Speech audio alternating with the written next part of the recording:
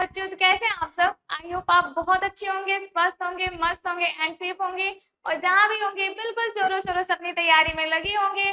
तो आज का जो हमारा सेशन रहने वाला है वो काफी मोस्ट इम्पोर्टेंट रहने वाला है, क्योंकि आज की क्लास में हम पढ़ने वाले एक बहुत ही इम्पोर्टेंट टॉपिक जिसका नाम है अमीबा में पाचन। ठीक है, जैसे ही हम प्रकाश संश्लेषण को खत्म करते हैं हमारा जंतुओं में पोषण स्टार्ट हो जाता है। ठीक है, तो जंतु कितने प्रकार के होते हैं? दो तरह के होते हैं, एक होते हैं एक कोशिकीय और सेकंड होते हैं बहुकोशिकीय। ठीक है, तो आज हम पढ़ने वाले हैं कि एक कोशिकीय जीवों में पाचन कैसे होता है। ठीक है, हमारा चैप्टर क्या चल रहा था? जैव प्रक्रम पोषण। इसके अंतर्गत हम बहुत सारे टॉपिक्स पढ़ लिए थे, जैसे जैव प्रक्रम पढ़ लिए हैं, सजीव और निर्जीव में अंतर को पढ़े हैं, उसके बाद क्या क्या हम लोग पढ़ लिए हैं, पोषण के बारे में जाने हैं, उसके बाद पोषण कितने प्रकार के होते हैं और पर पोषण कितने प्रकार के होते हैं, उसके बाद हम लोग ये जाने थे कि पौधों में पोषण किस तरह से होता है। ठीक है, तो हम पिछली क्लास में पढ़े थे कि पौधों में पोषण किस तरह से होता है और प्रकाश संश्लेषण की क्रिया जो है वो किस तरह से होती है। ठीक है, तो चलिए पौधों में पोषण को पढ़ते हैं। पौधों में पोषण कैसे होता है, किस क्रिया के द्वारा होता है? पौधों में पोषण प्रकाश संश्लेषण की क्रिया द्वारा होता है। ठीक है, एक बार इसको हम रिवाइज कर लेते हैं, उसके बाद हम अपने नेक्स्ट टॉपिक पे आएंगे। ठीक है, पौधों में पोषण किस तरह से होता है? पौधों में पोषण प्रकाश संश्लेषण की क्रिया द्वारा होता है। ठीक है, अभी प्रकाश संश्लेषण की क्रिया क्या है?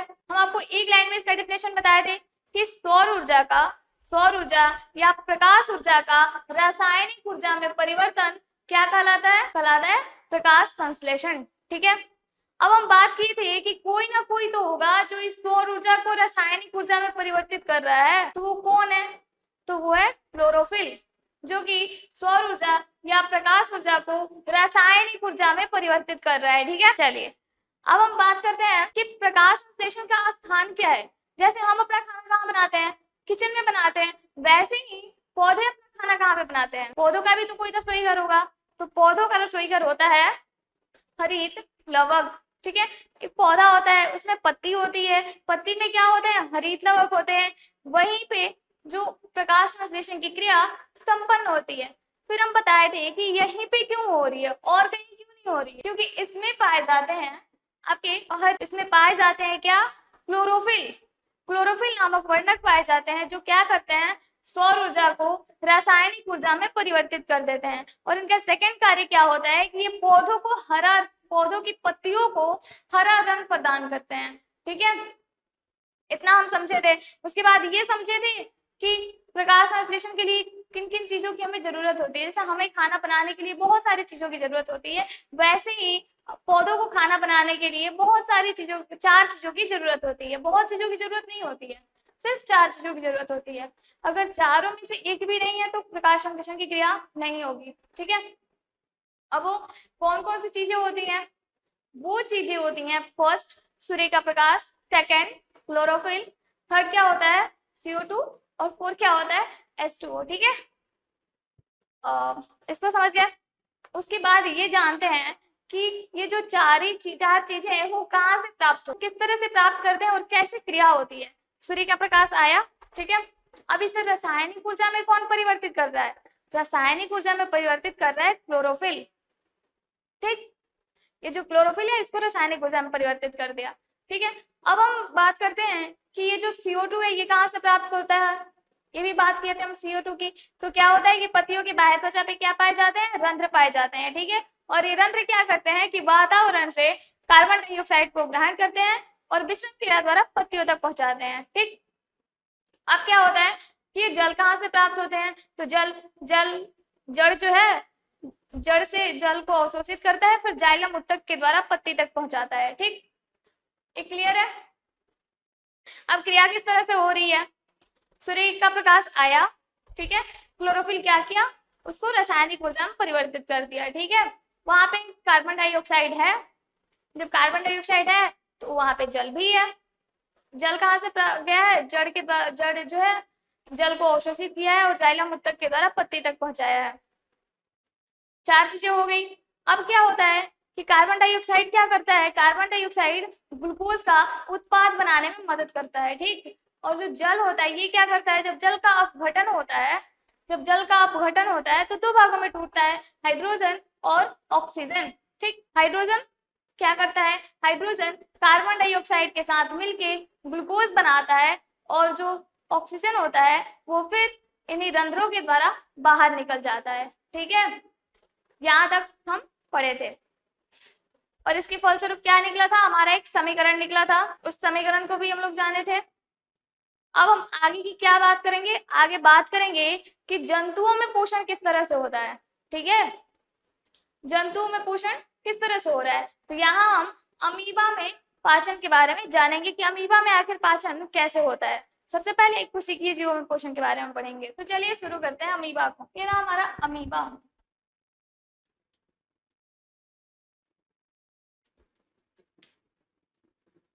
ये अमीबा है। ठीक है, अब ये अमीबा किस तरह के जीव होते हैं, ये एक कोशिकीय जीव होते हैं।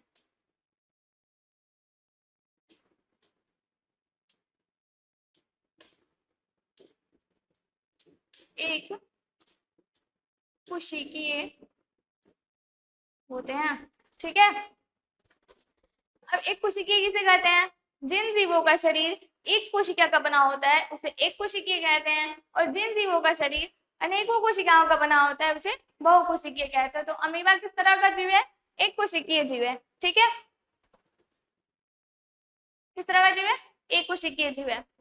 अब बात करते हैं कि ये जो अमीबा है इसमें ये कहाँ पाया जाता है। ठीक है, अमीबा कहाँ पाया जाता है, तो अमीबा पाया जाता है तालाब, जानते हैं तालाब के किनारे ये जो अमीबा है वो पाया जाता है। ठीक, अब इनमें पोषण की कौन सी विधि पाई जाती है अमीबा में, तो हम आपको बताए थे कि अमीबा में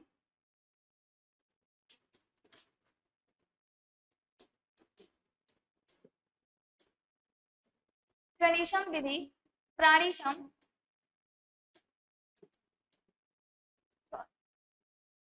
अमीबा में पोषण की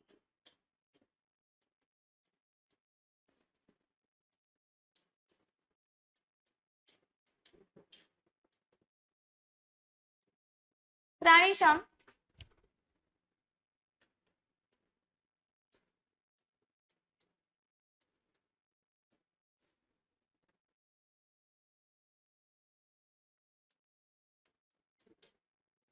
पाई जाती है। ठीक, कौन सी विधि पाई जाती है, प्रेडिशम विधि पाई जाती है। ठीक है, प्रेडिशम पोषण की विधि जो है वो पाई जाती है। ठीक है, हम प्रेडिशम पोषण के बारे में भी पढ़े थे कि प्रेडिशम पोषण क्या होता है, इसमें पूर्ण पाचन होता है, अंतर्ग्रहण होता है, पाचन होता है। ठीक है, चलिए तो अब आगे की बात करते हैं कि इसमें पाचन जो है वो कितने स्टेप्स में पूरे होते हैं। ठीक, कितने स्टेप्स होते हैं पाचन क्रिया के, इसको समझते हैं।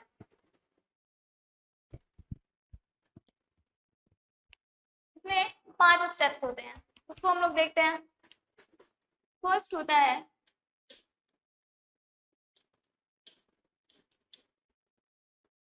अंतर्ग्रहण, सेकेंड होता है पाचन,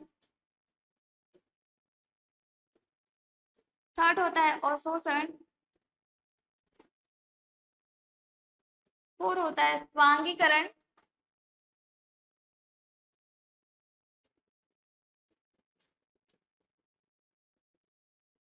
और फिफ्थ क्या होता है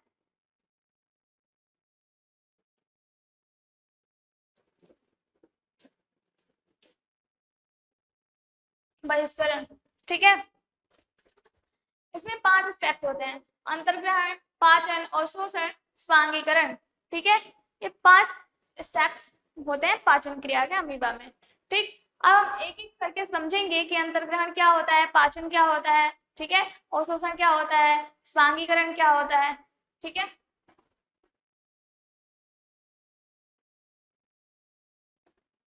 फर्स्ट क्या है हमारा,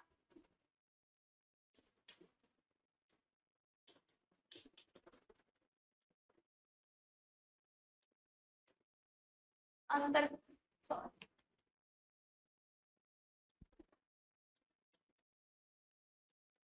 अंतर ग्रहण।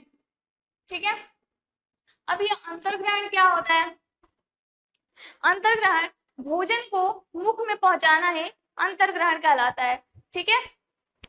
अभी अमीबा में मुख जैसा तो कोई संरचना नहीं होती है, तो आप बोलेंगे मैम ये कैसे भोजन को ग्रहण करते हैं? तो बेटा इनमें होता है कुटपाद। ठीक है, ये कुटपाद का निर्माण करते हैं और ये कुटपादों के द्वारा क्या करते हैं, ये भोजन को पकड़ते हैं। ठीक है, जैसे हम खाना को कैसे पकड़ते हैं, हाथों के द्वारा पकड़ते हैं, तो अमीबा कैसे पकड़ रहे हैं उसको देखते हैं। अंतर्ग्रहण सबसे पहले हम लोग देखते हैं अमीबा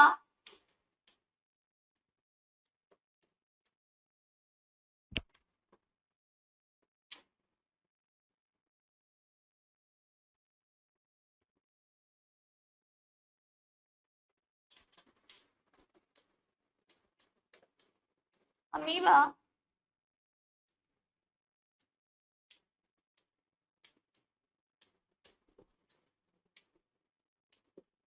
उत्पादों की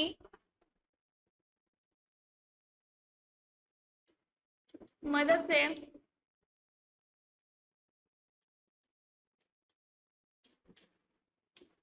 भोजन को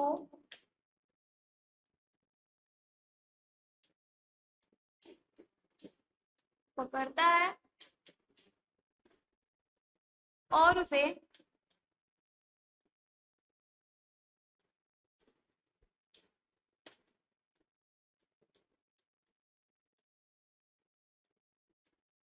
ग्रहण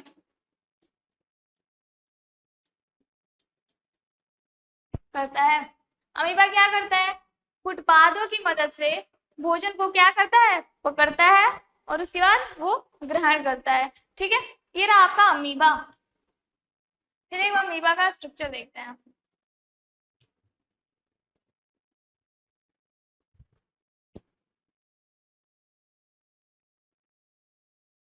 ये रहा आपका अमीबा। ठीक है, अब अमीबा में क्या क्या होता है, अमीबा में होता है,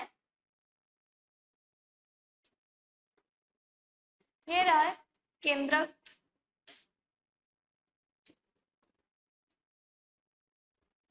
इसमें कोशिका द्रव्य होते हैं।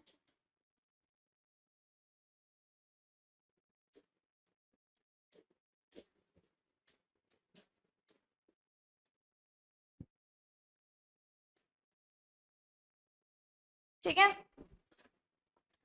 अब यहाँ पे क्या करता है, ये कहीं से भी कहीं किसी भाग से एक फुटपाथ का निर्माण करता है। ठीक है,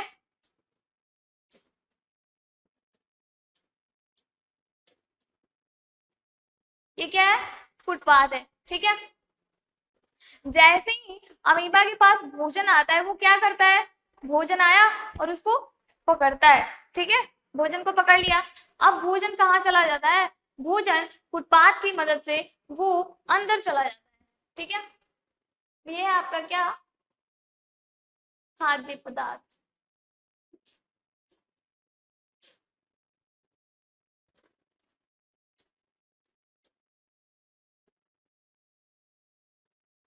ठीक है, अब आगे समझते हैं कि पाचन कैसे करता है। फिर सेकंड स्टेप हमारा क्या है, पाचन। तो हम पाचन को समझते हैं।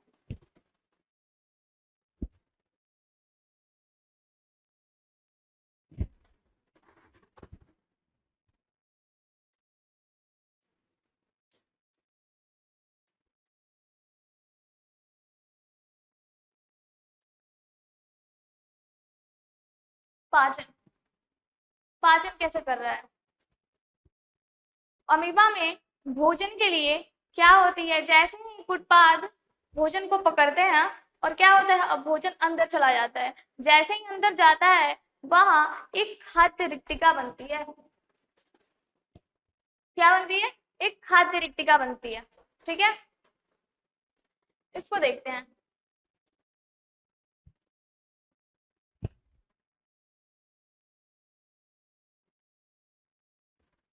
ये आपका अमीबा। ठीक है, क्या होते हैं यहाँ पे,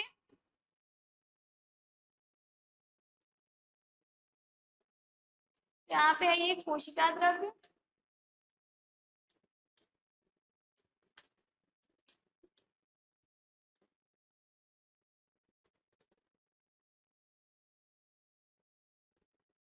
के बाद होता है क्या, केंद्रक।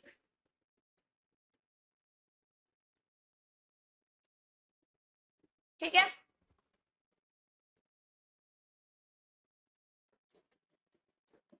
ये सारे क्या है,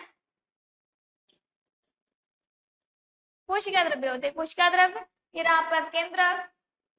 ठीक है, अब क्या होता है, कि जैसे ही भोजन अंदर जाता है, जैसे ही भोजन अंदर जाता है, क्या होता है यहाँ पे, फिर आपका भोजन, भोजन जैसे ही गया अंदर, वहां पे क्या होती है, खाद्य रिक्तिका बनती है। एक रिक्तिका बनती है, जिसको क्या कहते हैं हम लोग, जिसको कहते हैं खाद्य रिक्तिका। ठीक है, इसका नाम है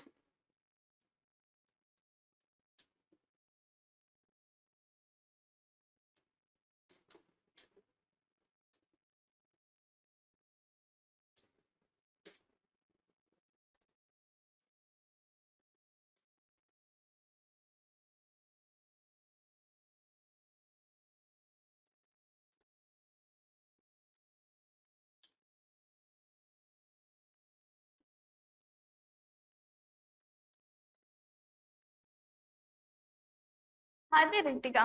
ठीक है, अब ये जो खाद्य रिक्तिका है, ये तो बन गई। अब ये खाद्य रिक्तिका क्या होती है, ये होती है अस्थायी अमाशय, इसको कहते हैं हम लोग अस्थायी अमाशय।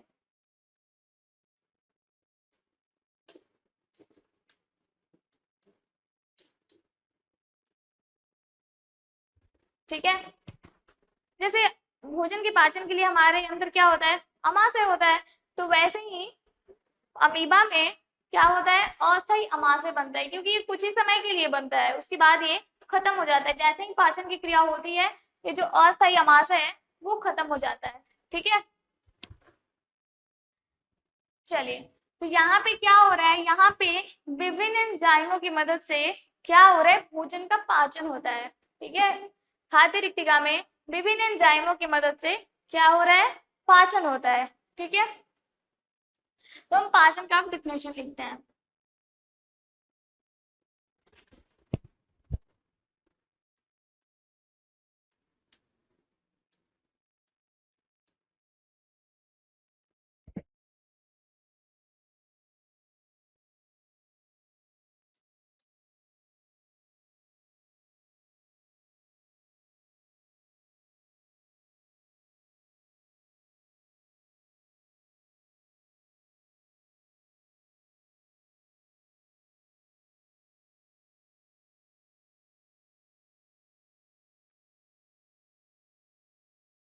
जैसे खाद्य रिक्तिका कहते हैं भोजन स्थानी को।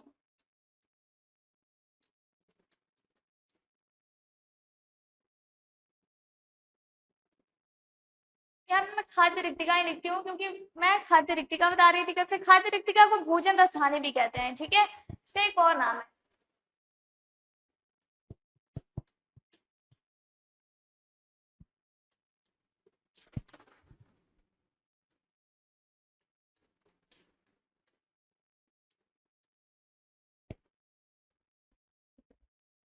अमीबा खाद्य रिक्तिका को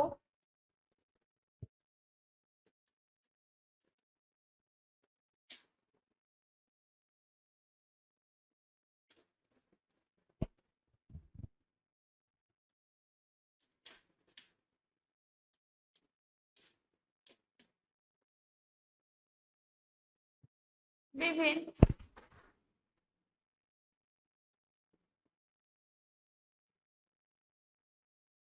एंजाइमों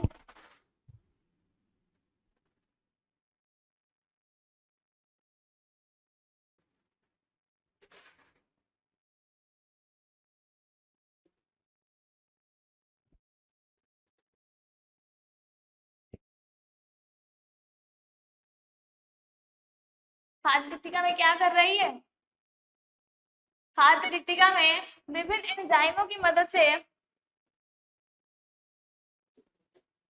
भोजन का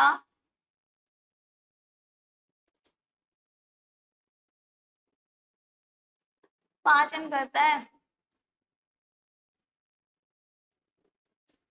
ठीक है, क्या कर रही है, अमीबा खाद्य रिक्तिका में विभिन्न एंजाइमों की मदद से क्या करता है, भोजन का पाचन करता है। ठीक है,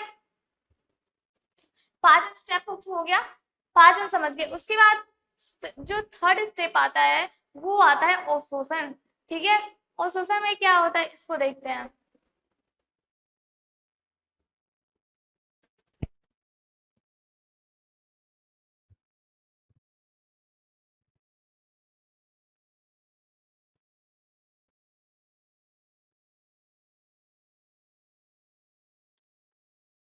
ये रहा अवशोषण। ठीक है, अब भोजन क्या हो गया है, भोजन पाचित हो गया है। ठीक है, अब क्या होगा यहाँ पे, अवशोषण होगा।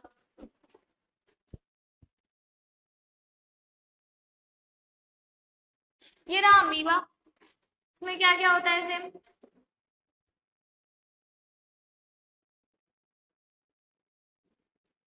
इसमें ये केंद्रक होता है, कोशिका द्रव्य होती है।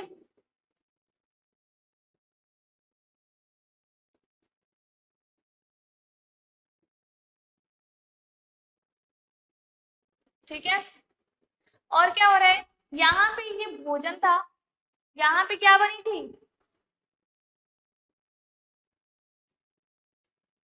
यहाँ पे क्या बनी थी, खाद्य रिक्तिका बनी थी। ठीक है, ये क्या बनी थी, खाद्य रिक्तिका। अब जैसे ही भोजन का पाचन हुआ, ये क्या होता है, यहाँ पे जो खाद्य रिक्तिका है ये खत्म हो जाती है। ठीक है, अभी क्या होगा यहाँ पे, जैसे ही भोजन का पाचन हुआ ये खाद्य रिक्तिका खत्म हो गई। अब क्या होगा, अब ये होगा कि ये जो भोजन है वो पूरी अमीबा में कोशिका द्रव्य में फैल जाएगा। ठीक है, अमीबा की क्या होगा, कोशिका द्रव्य में फैल जाएगा। ठीक है,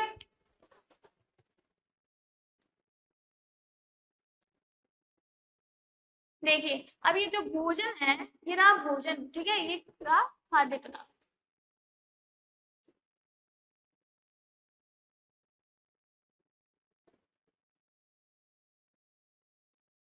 ठीक है, अब क्या हो रहा है, ये भोजन जो है सारे कोशिका द्रव्य में फैल जाता है। ठीक, क्या हुआ, कोशिका द्रव्य।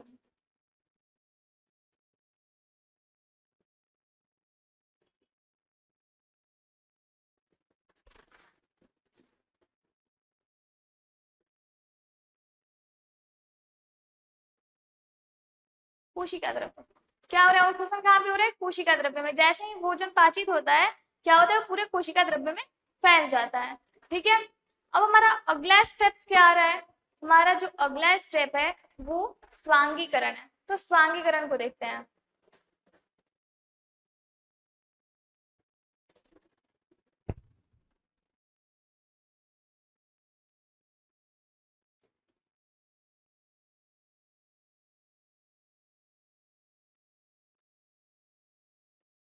ठीक है, ये स्वांगीकरण है।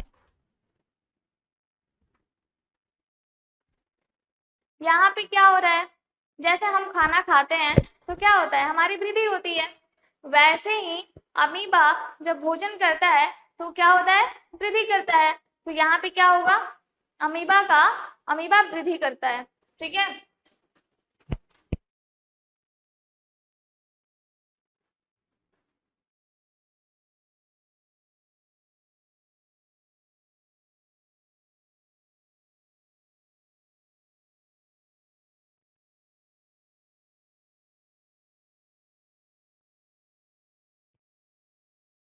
अमीबा क्या कर रहा है, यहाँ पे वृद्धि कर रहा है। ठीक है, और साथ ही साथ ये जनन की क्रिया भी यहीं पे करता है। जनन की क्रिया भी करता है। ठीक है, जैसे ही भोजन पाचित हुआ और शोषण हुआ, स्वांगीकरण में क्या होगा, स्वांगीकरण में ये होगा कि अमीबा वृद्धि करेगा। ठीक है, अमीबा जब वृद्धि कर लिया तो यहाँ पे जनन की क्रिया भी होती है। ठीक है, अब ये जनन की कौन सी विधि यहाँ पे होती है, तो यहाँ पे जनन का, जनन द्विखंडन होता है।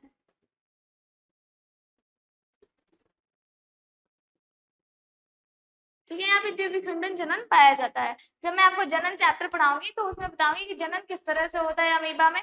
ठीक है, बस यहाँ पे इतना जानिए कि यहाँ पे द्विविखंडन होता है। ठीक है, जैसे यहाँ पे एक अमीबा है, ये अमीबा दो भागों में बट जाता है।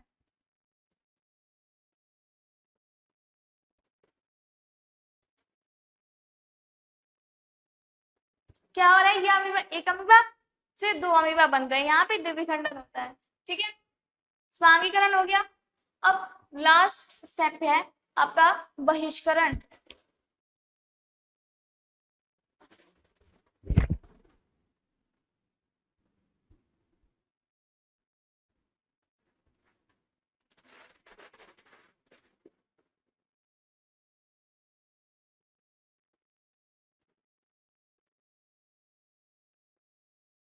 ठीक है, ये बहिष्करण कैसे होता है, ये बहिष्करण किस तरह से होगा, बहिष्करण जैसे क्या क्या हुआ, यहाँ पे अंतर्ग्रहण हुआ, पाचन हुआ, अवशोषण हुआ, ठीक है, स्वांगीकरण हुआ। अब क्या होगा, अब जो बेकार पदार्थ होती हैं क्या करता है अमीबा, उसको बाहर निकालता है। ठीक है, उसका अमीबा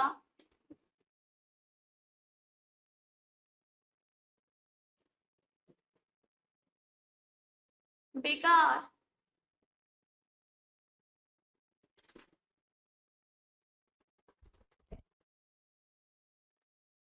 पदार्थों को बाहर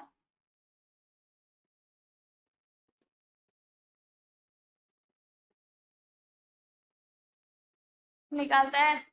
ठीक है, क्या कर रहा है ये अमीबा, बेकार पदार्थों को बाहर निकालता है। ठीक है, अब ये कैसे निकलेगा, अब जैसे हमारे शरीर में जो बेकार पदार्थ बनती है वो कैसे होता है, वो रेक्टम के द्वारा बाहर निकलता है। तो यहाँ पे तो कोई अंग नहीं होता है, तो ये कैसे निकालता है, तो इसको समझते हैं। ये रहा आपका अमीबा। ठीक है, ये अमीबा क्या कर रहा है अब, हाँ, ये अमीबा शरीर के किसी भी भाग से, यहाँ से यहाँ से यहाँ से कहीं से भी, कहीं से भी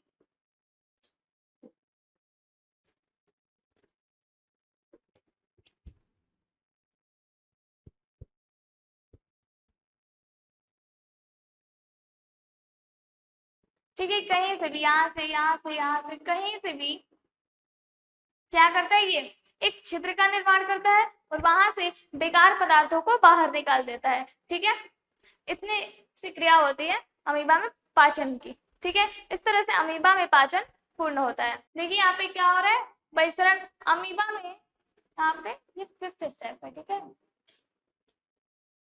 अमीबा में अपचे भोजन को शरीर से बाहर निकालने के लिए कोई निश्चित स्थान नहीं होता है। ठीक है, शरीर की किसी भी सतह से यह अस्थायी छिद्र का निर्माण करते हैं, क्योंकि ये परमानेंट नहीं होता है। ये छिद्र ये निकालता है उसी समय के लिए, बस जैसे ही वो बेकार पदार्थों को बाहर निकालता है ये छिद्र जो है फिर से बंद हो जाता है।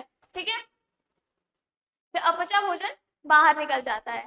ठीक, ये रही अमीबा में, इस तरह से अमीबा में पोषण होता है। ठीक है, अमीबा में पोषण की कौन सी विधि पाई जाती है, फ्रेडिशम विधि। ठीक, तो एक बार हम फिर से रिवाइज कर लेते हैं कि अमीबा में हम पाचन को किस तरह से समझे हैं, पाचन क्रिया को। तो फर्स्ट क्या हो रहा है, यहाँ पे अंतर्ग्रहण हो रहा है। ठीक है, अंतर्ग्रहण कैसे करता है, वो उत्पादों की मदद से क्या करता है, भोजन का अंतर्ग्रहण करता है। ठीक है, भोजन को पकड़ता है, उसके बाद ग्रहण करता है। फिर क्या होता है, भोजन भोजन अंदर चला जाता है। और सेकेंड स्टेप क्या होता है, पाचन की। ठीक है, पाचन में क्या होता है, एक खाद्य रिक्तिका बनती है, जो क्या करती है खाद्य रिक्तिका, खाद्य रिक्तिका विभिन्न एंजाइमों की मदद से भोजन का पाचन करती है। अब यहाँ पे क्या होता है, भोजन का पाचन हो गया। ठीक है, भोजन का पाचन हो गया। अब क्या होगा, अब ये जो खाद्य रिक्तिका है वो गायब हो जाती है और थर्ड स्टेप होता है यहाँ पे अवशोषण। ठीक है, तो क्या होता है, जैसे ही वो खाद्य रिक्तिका गायब होती है, वो जो भोजन है, खाद्य पदार्थ है, वो क्या होता है, वो सारी कोशिका द्रव्य में फैल जाता है। ठीक है, जब कोशिका द्रव्य में फैल गया, अब क्या होगा, अब वो यहाँ पे स्वांगीकरण। ठीक है, स्वांगीकरण में क्या होता है, अमीबा वृद्धि करता है। ठीक है, अमीबा वृद्धि करता है और साथ ही साथ जनन की क्रिया करता है। इसमें जनन की द्विविखंडन विधि पाई जाती है। द्विखंडन हो गया। द्विखंडन में क्या करता है, ये एक अमीबा से दो अमीबा का निर्माण होता है। ठीक है, उसके बाद हम क्या पढ़े हैं, उसके बाद पढ़े हैं कि ये बहिष्करण इसमें कैसे होता है, ये बेकार पदार्थों को बाहर कैसे निकालता है। ठीक है, तो गाइस इतना रही हमारी अमीबा में पाचन किस तरह से होता है, ये हम समझ गए। हम आगे की क्लास में जानेंगे कि बहुकोशिकीय जीवों में पाचन कैसे होता है, यानी कि मानव पाचन तंत्र को हम पढ़ने वाले हैं अपनी अगली क्लास में। ठीक है।